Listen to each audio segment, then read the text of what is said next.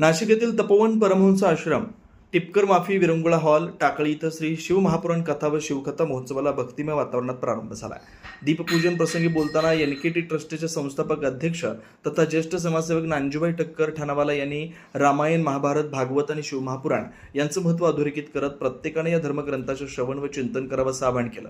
यावेळी अयोध्येचे परमपूज्य श्री 1008 स्वामी हरी चैतन्य ब्रह्मचारीजी महाराज यांच्या हस्ते दीपप्रज्वलन करून शिवमहापुराण ग्रंथाचं पूजन करण्यात आलं.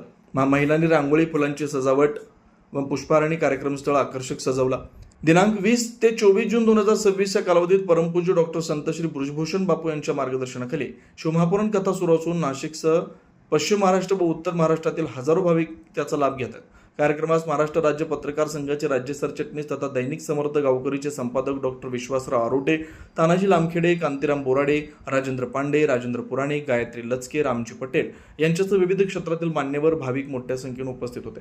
आगामी कुंभमेळ्याच्या पार्श्वभूमीवर आयोजित या धार्मिक उपक्रमाचं भाविकांकडून स्वागत होत आहे. आज या ठिकाणी श्री शिव महापुराण कथेचं आयोजन केलेलं आहे. आज या नाशिक नगरीमध्ये आज महान भूमीमध्ये आज हा कार्यक्रम आयोजित होतोय.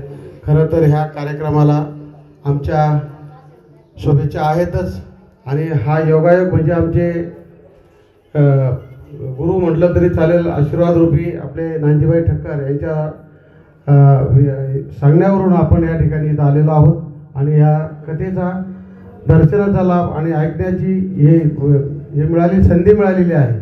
त्याबद्दल मी सर्वांचे मनपूर्वक आभार मानतो आणि या कार्यक्रमाला शुभेच्छा देऊन या ठिकाणी थांबतो. धन्यवाद.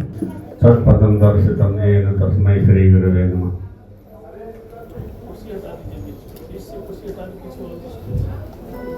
शुष्क हृदयों में भी संचार कर देने वाले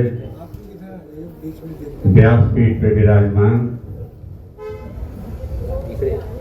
श्रीमद् शिव पुराण अनन्यान्य पुराणों की कथा के वक्ता संत श्री बृजभूषण जी महाराज और इस कथा के सूत्रधार अधिष्ठाता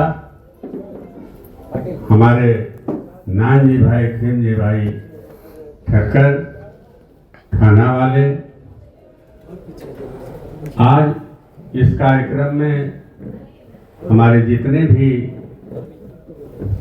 नासिक से, पूना से, बॉम्बे से